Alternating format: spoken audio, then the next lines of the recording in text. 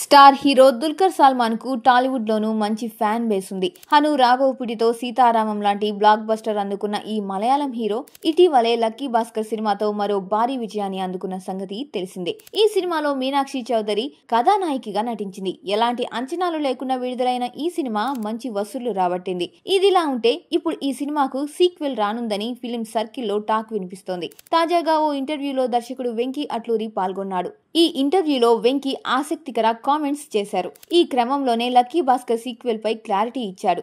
అనుకున్నట్లుగా లక్కీ భాస్కర్ మంచి విజయాన్ని అందుకుంది. ఈ సినిమాకు సీక్వెల్ చేయాలని ఫిక్స్ అయ్యాను. ఇప్పుడు సీక్వెల్ చేయాలని ప్రేక్షకుల నుంచి కూడా డిమాండ్ వస్తుంది. కాబట్టి లక్కీ భాస్కర్ సీక్వెల్ ఉంటుంది. కానీ దానికి కొంచెం టైం పడుతుంది. లక్కీ భాస్కర్ సినిమా తర్వాత బయోపిక్ సినిమాలు చేయాలని కొంతమంది అన్నారు. కానీ వాటిని తెరకెక్కించాలని నాకు లేదు. థ్రిల్లర్, పీరియాడిక్ చిత్రాలు చేయాలని కూడా లేదు. కుటుంబం మొత్తం కలిసి చూసే సినిమాలు చేస్తాను. అందుకు అనుగుణంగా ఇప్పుడు ఓ సినిమా చేస్తున్నా అని చెప్పుకొచ్చారు. మరిన్ని ఎంటర్టైన్మెంట్ అప్డేట్స్ కోసం సాలిడ్ టీవీ ఎంటర్టైన్ ఛానల్ ని సబ్స్క్రైబ్ చేసుకోండి. Thank you.